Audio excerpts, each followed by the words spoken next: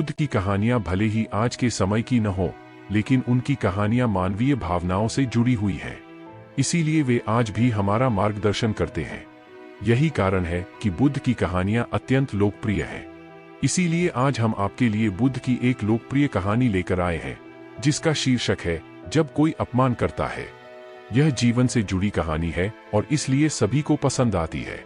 हमें उम्मीद है कि आपको गौतम बुद्ध की यह कहानी पसंद आएगी। एक बार बुद्ध किसी गांव से गुजर रहे थे। उस गांव के लोग उसे पसंद नहीं करते थे। उन्होंने बुद्ध को घेर लिया और गालियां देने लगे। सबसे ज्यादा गुस्सा गांव के नेता को हुआ। उसने उल्टे बुद्ध को गाली देना शुरू कर दिया। लेकिन बुद्ध इस सब से बेपरवाह होकर मंद मंद मुस्कुराते रहे। सरदार बहुत देर तक बुद्ध को गालियां देता रहा, लेकिन कुछ देर बाद उसका मुंह सूखने लगा, जिससे वह चुप हो गया। यह देखकर बुद्ध ने कहा, यदि तुम्हारी बात पूरी हो जाए तो मुझे आगे बढ़ना चाहिए। मुझे आगे गांव जाना है। वहां लोग मेरा इंतजार कर रहे होंगे। यह देखकर गांव का एक आदमी बोला, हम आपका अपमान कर रहे हैं, गाली दे रहे हैं, लेकिन आप जवाब देने की बजाय मुस्कुरा रहे हैं। आप इस पर प्रतिक्रिया क्यों नहीं देते? बुद्ध ने कहा, वत्स, तुम्हें आने में थोड़ी देर हो गई। 10 साल पहले आते तो मजा आता, क्योंकि 10 साल पहले मैं भी तुम्हारे जैसा था। यदि उस समय तुम मेरे बारे में बुरा बोलते या मुझे गाली देते तो मैं भी क्रोधित हो जाता। इससे ज्यादा तो मैं तुम्हें गाली देता। संभव है कि वह शारीरिक हिंसा का भी सहारा ले, लेकिन अब मैं आगे बढ़ चुका हूँ। मैंने अपना सारा गुस्सा और नफरत पीछे छोड़ दी है।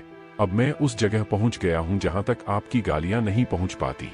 तुमने मुझे गाली दी, यह तुम्हारी भावना है, लेकिन आपकी भावनाएं मुझ तक नहीं पहुँच रही हैं। मुझ पर इसका आरोप तभी लगाया जाएगा जब मैं इसमें भाग लूंगा। एक बार मैं उन्हें स्वीकार कर लूं, लेकिन मैं आपकी इस हरकत से तटस्थ हूं, इससे कोसों दूर हूं। यही कारण है कि मैं अभी भी पहले की तरह शांत हूं। यह सुनकर सरदार बोला, अरे ऐसा कैसे? मैंने तुम्हें गालियां दी हैं और पूरे गांव के सामने तुम्हें गालियां दी हैं। फिर इसे लेने या न लेने का क्या मतलब? बुद्ध ने कहा, वत्स, मैं कल एक गांव में गया था। वहां लोगों ने मेरा उपदेश सुना। वे बहुत खुश हुए। ग्राम प्रधान मेरे लिए मिठाइयां लेकर आए और मुझसे खाने का आग्रह करने लगे। मैंने कहा, मेरा पेट भर गया है, इसलिए मैं इसे स्वीकार नहीं कर सकता।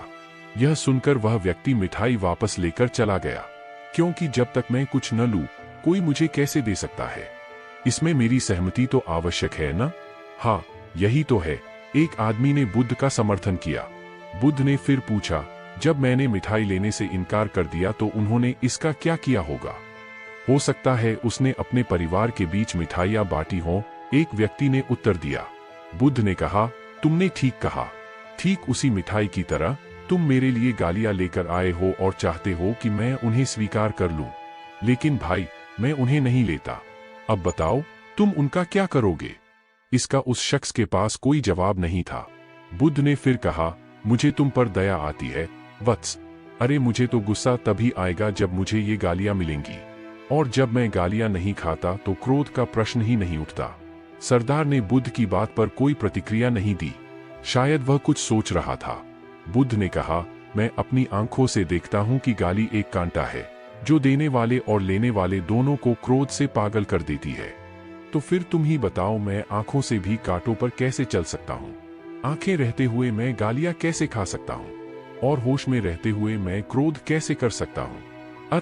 मुझे क्षमा कर दो वत्स, मैं तुम्हारा उपहार स्वीकार करने में असमर्थ हूँ। इतना कहकर बुद्ध ने हाथ जोड़ दिए। बुद्ध की बात सुनकर सरदार लज्जित हो गया। उसकी आंखें भर आईं। वह कुछ कहना चाहता था, लेकिन उसके होठों ने जवाब दे दिया, और जब उससे और सहन न हुआ तो वह बुद्ध के चरणों में गिर पड़ा। दोस्तों, हम में से ज्यादातर लोग यही सोचते हैं कि हमारे दुखों का कारण कोई और है, और जब हम इस पर विश्वास करते हैं तो हम आत्मनियंत्रण की कमी और खुद को नियंत्रित करने में असमर्थता को नजरअंदाज कर रहे हैं। वास्तव में यह हम पर निर्भर करता है कि हम दूसरों द्वारा प्रदत्त नकारात्मकता को स्वीकार करते हैं या नहीं। यदि हम नकारात्मकता को स्वीकार करते हैं तो हम अपने पैरों पर कुल्हाड़ी मारते हैं, और जब हम उसे अस्वीकार कर देते हैं तो घृणा, क्रोध, हिंसा सभी से मुक्ति मिल जाती है। दोस्तों, हम आशा करते हैं कि आपको यह बुद्ध कहानी, जब कोई अपमान करता है, पसंद आई होगी। दोस्तों, हम आपसे फिर मिलेंगे ऐसे ही रोचक और उपयोगी कहानी के साथ। तब तक आप जहां भी हों खुश रहें और खुशियां बांटते रहें। धन्यवाद।